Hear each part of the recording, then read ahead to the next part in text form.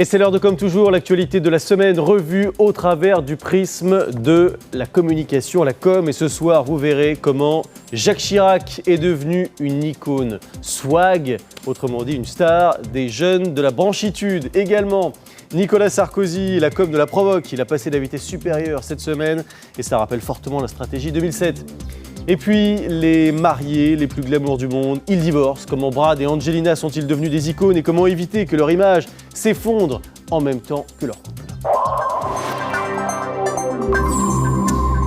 Et avec nous, comme toujours, 3 conseillers en communication. D'abord, Jacky Isabello, fondateur de Coriolink, Romain Mouton de RM Conseil et Nicolas Boudot du cabinet Tilder. Bonsoir à tous les 3, merci d'être là. On va commencer donc avec Jacques Chirac, l'homme de l'éternel comeback. On voit bien le très fort élan de sympathie aujourd'hui pour Jacques Chirac et pour sa famille, mais son image, elle a toujours fait le yo-yo au long de sa carrière. C'est un as du comeback, souvenez-vous. En 94, il est au fond du sac et puis il y a l'idée de la pomme en couverture de son livre programme. Ça va être repris par les Guignols, ça va devenir un symbole marketing repris par les équipes dans tous les meetings. Le mot d'ordre, c'est manger des pommes et il va devenir le candidat sympa élu en 95, en grosse partie grâce à ça. Sauf que 2 ans plus tard, eh bien, patatras, voici l'idée la plus saugrenue de son mandat. J'ai décidé de dissoudre l'Assemblée nationale. Alors, il va perdre évidemment ses législatives et puis 5 ans plus tard, malgré ça, là aussi comeback, il devient le père de la nation. Ensuite, 2002, départ dans l'indifférence générale, mais son image s'est reconstruite. Il est devenu branché, figurez-vous, un symbole de la culture hipster, une icône de la jeunesse. Les t-shirts à son effigie font un malheur, et oui, il y a des marques qui se sont développées grâce à son image. Plusieurs photos, notamment, sont très connues chez les jeunes. Il y a une photo où il fraude dans le métro, ça c'est devenu complètement iconique. Il y a également Jacques Chirac en vainé, et puis Jacques Chirac qui dort aussi dans l'avion. Chirac, icône de la jeunesse, franchement, de la jeunesse branchée, Jacky Isabello. Qui aurait parié là-dessus il y a encore quelques années? Moi, j'en parle avec des trémolos dans la voix parce que figurez-vous, pour être sur un registre un peu drôle, j'ai connu les services de la NPE grâce à Jacques Chirac, puisque j'étais au service d'un de ses ministres. Et lorsqu'on est membre de cabinet, eh bien, du jour au lendemain, on disparaît ad nutum comme le ministre. Et Jacques Chirac, c'est bien plus que ça, parce que Jacques Chirac, c'est quelque part, c'est un peu Jésus. Hein. Jacques Chirac, on l'a enterré 35 fois. C'est le phénix, quoi. À chaque fois, il renaît de ses cendres. Jacques Chirac, vous qui êtes un fan des synergologues, Julien, c'est-à-dire l'étude des gestes, ouais. C'est un corps mal maîtrisé, c'est une catastrophe en communication, mais quelqu'un qui a toujours travaillé, et bien d'autres choses, un immense homme politique, parce qu'on aurait pu aussi rappeler ses engagements contre la guerre en Irak, marquant une position française et européenne. Ça, c'est pour le fond. Pour le fond. Restons sur la com. Le côté homme un peu catastrophe, c'est vrai, c'est ce qui a favorisé l'attachement, Romain Mouton ? Jacques Chirac, c'est une marque. Oui. Et c'est ça sa force, c'est qu'il a réussi à se positionner comme une marque, comme un produit. Et aujourd'hui, Jacques Chirac, en termes de communication, c'est un peu notre grand-père ou notre père à tous. Ça me fait penser à Roland Barthes, à Mythologie. Et le mythe Jacques Chirac, c'est quoi ? C'est la tête de veau, la Corona, la Citroën. Et c'est tout ça, c'est des marqueurs qui font que c'est devenu un homme politique populaire. Et donc, il a compris tous les codes de la communication politique, comme sa fille Claude, qui l'a accompagné durant toutes ces années à l'Élysée. Et la marque Chirac s'est implantée petit à petit. Ça a commencé avec Brochant et Goudard qui l'ont fait faire du footing. Et après, petit à petit, ça a été plusieurs petits éléments qui ont fait de lui un mythe, une marque, et une marque iconique. On le voit, d'ailleurs, il y a même des Tumblr maintenant, je pense au Tumblr Fucké Jacques Chirac, qui donne une image un peu gangsta, baba, cool, etc., de Jacques Chirac. Et donc, la marque Chirac s'est imposée, même auprès des jeunes, ce qui est une force énorme. Il est devenu, Nicolas Boudot, l'icône d'une France un peu vintage, à l'image, par exemple, du film OSS 117. C'est un peu cet esprit-là qui plaît aux jeunes générations qui ne l'ont pas connu comme président. Mais en 95, les jeunes ont majoritairement déjà voté pour lui. Et pour avoir fait sa campagne à l'époque, je peux vous dire que j'avais juste 18 ans. On était extrêmement nombreux à le suivre. Donc, icône des jeunes d'aujourd'hui, oui, mais c'était déjà le cas la première fois qu'il a été élu président de la République. Et puis, en effet, comme vient de le dire Romain, il a su construire une marque, il a su s'imposer finalement sur le tard dans le débat public et devenir ce personnage iconique il y a eu Kennedy aux États-Unis, il y aura peut-être Chirac le plus tard possible, mais qui aura ce même rôle d'icône. Et puis en effet, c'est un peu le personnage un peu maladroit à la OSS 117 que vous décrivez, qui est copié, en tout cas physiquement, un peu sur le Chirac jeune. Ouais. Et puis tout cela procède d'une même construction, d'une même image, d'un personnage d'un personnage politique qui a traversé le temps. Et puis, il est normal que des jeunes qui sont nés sous Chirac président gardent un souvenir ému de leur enfance et donc aussi en fassent une icône aujourd'hui. On a vu la pomme tout à l'heure, Jacky Isabello, il a toujours su surfer sur des mouvements populaires qui étaient liés à lui, il a su s'en servir. Oui, non, mais ça, c'est l'image, enfin, en tout cas, c'est l'histoire, le storytelling qu'on va raconter après. C'est pas vrai Ça n'était pas du tout ça. Jacques Chirac avait un problème viscéral avec la communication, à tel point que, comme l'a dit Romain, il n'y a que Claude qui est arrivé à confortablement gérer le personnage, au-delà des grandes campagnes qui ont pu être menées pour son compte par les icônes de la publicité dont tu as parlé. Avant 1995, un peu à l'image de ce qu'était Mitterrand, Jacques Chirac n'était pas du tout glamour chez les jeunes. Les Guignols, effectivement, l'ont popularisé chez les jeunes et ensuite, ils ont compris le phénomène qui se déroulait parce que Chirac était aussi à 13% dans les sondages et qu'il n'avait pas d'autre choix. Donc pas du tout glamour, on raconte ça, mais ça n'est pas aussi simple que ça. D'une façon générale, Romain Mouton, l'image de Jacques Chirac, elle est très éloignée du Chirac, du vrai Chirac, si on peut dire, intellectuel, pas du tout extraverti, alors que c'est pas du tout c'est pas du tout là-dessus qu'il a communiqué pendant sa carrière. C'est ce qui fait d'ailleurs sa spécificité, c'est la pudeur. Et la marque Chirac, c'est une marque pudique, c'est-à-dire que jusqu'au bout, il est resté sur des thèmes populaires et il a su incarner cette France populaire, cette France monsieur et madame tout le monde. Et petit à petit, on a découvert, grâce à des livres, grâce à des expositions, le Chirac et la culture. Et donc, effectivement, il y a une double facette dans l'homme, c'est ce qui fait aujourd'hui le côté complet de son personnage. Il a caché sa vraie nature, Nicolas Boudot. Ça, c'est de la com pure quand même. Ça, c'est de la com pure, c'est une forme de dissonance, mais en effet, on disait toujours qu'il cachait les livres d'art japonais ou asiatiques derrière, ou de poésie, derrière des livres un peu plus grivois, pour se donner un genre populaire, ce qu'il n'était pas, pour gommer déjà son image d'énarque, fils de bonne famille, marié à une jeune femme de bonne famille également. Il a voulu gommer tout ça, tout simplement parce qu'il a été élu en Corrèze, sur une terre communiste, et qu'il fallait qu'il fasse peuple, entre guillemets, sans que ce soit du tout péjoratif dans ma bouche. Et donc, à ce titre, il a joué cette carte à fond, et puis comme finalement elle a marché, eh bien, il a continué sur cette ligne-là. Alors en effet, l'homme public paraissait buveur de bière et au cul des vaches, et l'homme Il buvait plutôt du saké. Et l'homme privé était plutôt, oui, proche de l'art japonais, de l'art asiatique, et très très très loin de l'image qu'on avait de lui à l'époque. Toujours en com politique maintenant, celui qui lui a succédé à l'Élysée, Nicolas Sarkozy.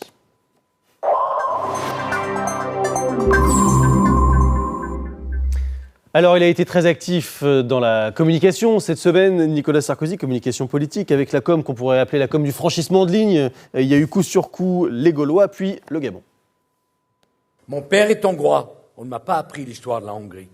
Mon grand-père maternel est grec, on ne m'a pas appris l'histoire de la Grèce. Au moment où je suis français, j'aime la France, j'apprends l'histoire de France, je parle le français, et mes ancêtres sont les ancêtres de la France. C'est ça l'assimilation. Ici, c'est la France, c'est pas le Gabon. Si vous voulez retourner au Gabon, allez-y. Stratégie de primaire, Nicolas Boudot, stratégie de premier tour de primaire même. Ah, complètement, et il a raison d'ailleurs. Installer son discours sur le roman national, parce que nos ancêtres les Gaulois, c'est ni plus ni moins que ça. C'est-à-dire de dire, à partir du moment où vous devenez français, vous appartenez à l'histoire de France, et donc vous devez finalement vous conformer à ce principe-là. Et il dit en substance, et c'est là où il fait en effet un bon discours de primaire, je suis pour l'assimilation, ce qui est quand même un thème de droite, et un marqueur de droite extrêmement fort. Et pour le dire de manière simple, il dit, voilà, vous devez appartenir à l'histoire de votre pays, d'où que vous veniez.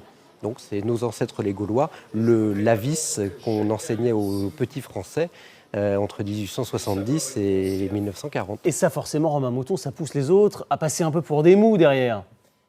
Ils ont tous une stratégie de communication différente. Nicolas Sarkozy joue le premier tour. Il joue le premier tour de l'élection de la primaire, de la droite et du centre, mais il n'a pas les cartes en main sur le deuxième tour où ses adversaires pourront se rassembler contre lui. Et aujourd'hui, il fait un pari, c'est aussi la mobilisation massive de son cœur électoral grâce à ses différents éléments de langage et sa communication. Et son intérêt, ce n'est pas non plus que son socle s'élargisse, en tout cas que le socle électoral s'élargisse et qu'il y ait un maximum d'électeurs. Donc pour Nicolas Sarkozy, sa stratégie, c'est plus c'est gros, plus ça passe. Et il veut dicter l'agenda médiatique. D'ailleurs, il le réussit très bien, puisque tous ses adversaires, dès qu'ils font un média, la première question qu'on pose avant même de parler de leur programme, c'est quelle est votre réaction aux propos de Nicolas Sarkozy? Et donc, il y va à grosse louche, à Calais, les Gaulois, le Gabon, etc. Et finalement, est-ce que c'est pas ça qui va réussir au premier tour? Et finalement, il se fait insulter pratiquement par tout le monde derrière, Jacky Isabello. Est-ce que c'est pas un peu les faire chercher finalement? Mais il n'est jamais aussi bon, on en parlait avec Nicolas tout à l'heure, il n'est jamais aussi bon que quand il est dans le combat. Alors pour faire une analogie, Nicolas Sarkozy en ce moment, il est dans une stratégie à la Trump. Il va être extrêmement clivant et puis il va s'installer au cœur du jeu et il va créer des relations bilatérales avec l'ensemble des candidats à la primaire. N'oubliez pas que pour eux, dans leur stratégie, l'élection présidentielle se gagne à la primaire. La gauche est démonétisée et Marine Le Pen est au deuxième tour. Donc la stratégie de Sarkozy, c'est une hyper-concentration sur des valeurs de droite auprès du cœur de l'électorat, et puis uniquement quand il va attaquer la campagne présidentielle, si jamais il gagne, ce sera une campagne de rassemblement. C'est-à-dire qu'on va vivre lors de la présidentielle une campagne de deuxième tour au premier tour, ce qui va être totalement inédit. Le positionnement Nicolas Boudot auquel on assiste en ce moment, est-ce que ça ne rappelle pas ce qui s'est passé en 2007 où Nicolas Sarkozy avait dans le débat toujours un coup d'avance? Il essaie de retrouver cette magie-là en ce moment? De toute façon, il essaye de retrouver en effet cette méthode, son mojo, ce qui avait fait sa victoire. Mais c'est un peu normal, comme un sportif qui a gagné quelque chose essaye de retrouver les mêmes gestes ou les mêmes sensations que lors de la victoire. Donc c'est complètement logique qu'il soit dans cette ligne-là. Et on le voit en 2007 pendant que vous parlez. Et oui, et il fixe l'agenda médiatique.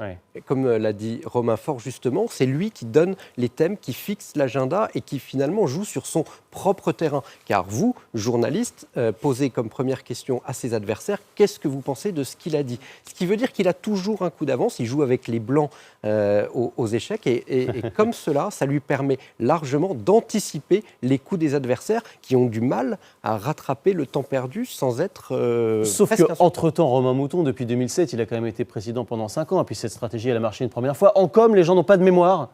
La mémoire est courte, effectivement, et tout se joue dans l'instant. Mais en termes de communication, ce qui diffère par rapport à 2007, c'est aussi l'absence de sa Dream Team autour de lui. Certains porte-paroles qui étaient avec lui en 2007, il a été quand même lâché par les siens, lâché par beaucoup. Il est beaucoup plus isolé qu'en 2007. Les Emmanuel Mignon qui avait construit son programme, le Franck Louvrier, etc. Enfin, toute sa Dream Team de 2007 n'est plus là. Donc, est-ce qu'on peut refaire la même chose à voir en mois de novembre? Et comment faire, Jacky Isabello, pour s'adapter dans un second temps si d'aventure il remportait la primaire? On va revenir à une stratégie, comme on disait à l'époque, de triangulation, aller chasser sur d'autres terres pour couper l'herbe sous le pied de la gauche? Je viens d'y répondre un peu tout à l'heure. Alors Franck Louvrier, lui, ne quittera jamais Nicolas Sarkozy, si tu me permets que je précise un peu. Mais parce que c'est un homme de toutes les défaites et qu'il a une fidélité qui est sans réserve. Mais sa stratégie, c'est celle-là. C'est véritablement de droitiser à mort et d'aller combattre Marine Le Pen au deuxième tour. Et le message, Julien, il est de préparer très bientôt les gens de gauche socialiste à l'idée qu'il faudra aider Nicolas Sarkozy à dépasser l'alliance que Marine Le Pen est en train de construire, l'extrême gauche et l'extrême droite, un peu cette théorie de Hébert pour les gens qui aiment la politique, de ramifier ces deux camps. Et ça n'est pas illogique, et c'est ce qu'ils sont en train de faire. Pour y parvenir, Nicolas Sarkozy mettra peut-être à un moment ou un autre en scène sa vie privée avec sa femme Carla. Il y a un autre couple mythique qui lui a volé la vedette et qui a volé en éclats surtout cette semaine. Des princes de la com people, il s'agit évidemment de Brad et d'Angelina.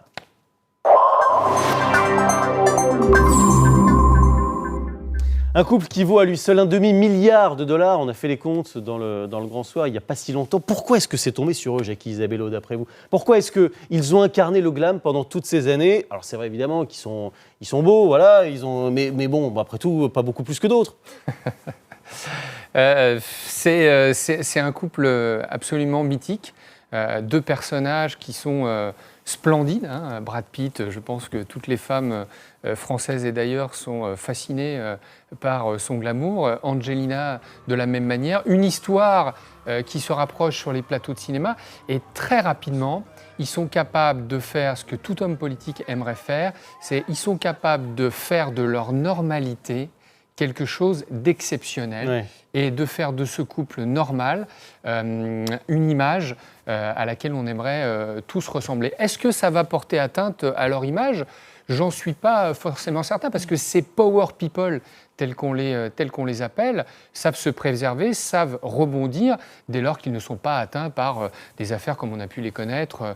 Rappelons-là le couple Anne Sinclair et puis Dominique Strauss-Kahn qui avait volé en éclats mais dans d'autres circonstances. Avec aussi des looks, hein, c'est un peu le trait d'union Brad Pitt entre grunge et classe. Hein. On le voit souvent en bonnet, un peu crado et puis aussi en smoking. Il parle à tout le monde de ce point de vue-là, Romain Mouton. Oui, tout à fait. Et la spécificité de ce couple, en termes de communication, c'est qu'ils ont créé des objets de communication, ils ont créé une marque, une société, une icône, une iconographie autour de leur couple. Pourquoi ? Parce que ce qu'on retient, c'est pas leur film. Avec cette marque des Brangelina. C'est ça, c'est pas leur film qu'on retient, c'est pas leur côté artiste, c'est plutôt leur engagement humanitaire, leur engagement de société, la façon dont ils éduquent leurs enfants, leur vin. Et en fait, c'est tous ces éléments qui a créé cet univers Brad Pitt, Angelina Jolie. Et en termes de communication, ils ont compris que leur talent de comédien, d'acteur ne suffisait pas. D'ailleurs, leurs derniers films n'ont pas rencontré le succès qu'ils pouvaient espérer, mais ils ont utilisé des outils de communication autres et ils se sont diversifiés. Sur l'implication humanitaire, elle s'est beaucoup impliquée, elle, sur les réfugiés avec le HCR, lui sur la reconstruction de la Nouvelle-Orléans après l'ouragan Katrina. Nicolas Boudot, Jackie Isabello pensent que le divorce ne va pas trop abîmer leur image, mais une image, ça s'abîme vite. Hein, et on parle déjà de rumeurs de violence de la part de Brad Pitt, d'alcoolisme, de drogue. On peut dégringoler très vite dans le show business. On peut dégringoler si tant est que dans le show business que vous venez de décrire soit quelque chose de négatif. C'est-à-dire on peut aussi se construire une image de bad boy ou de bad girl. Ils avaient réussi à faire l'équation 1 + 1 = 3. En effet, avec une société assez grande, là, ils vont revenir à 1 + 1, mais les unités qu'ils représentaient chacun de leur côté étaient extrêmement puissantes déjà. Et finalement, on peut compter sur eux pour mettre en scène la séparation, le divorce. Il y aura probablement des rebondissements. Ce que je suis en train de vous dire, c'est qu'ils ont déjà construit le storytelling de ce qui va arriver, les liaisons supposées des uns ou des autres. Il y aura peut-être même des rumeurs de rapprochement. Je fais le pari avec vous que le divorce va être remis en cause, puis va être prononcé. Bref, on n'a pas fini d'en entendre parler et je suis certain qu'ils vont capitaliser sur leur séparation et sur les conséquences de la séparation, comme ils l'ont fait brillamment sur l'union et puis tout ce qu'ils ont fait autour du monde du cinéma. Les Brangelina de la com étaient avec nous ce soir dans Comme toujours. Merci infiniment à tous les trois. On passe à l'actu du Grand Soir politique avec Justine Corbillon.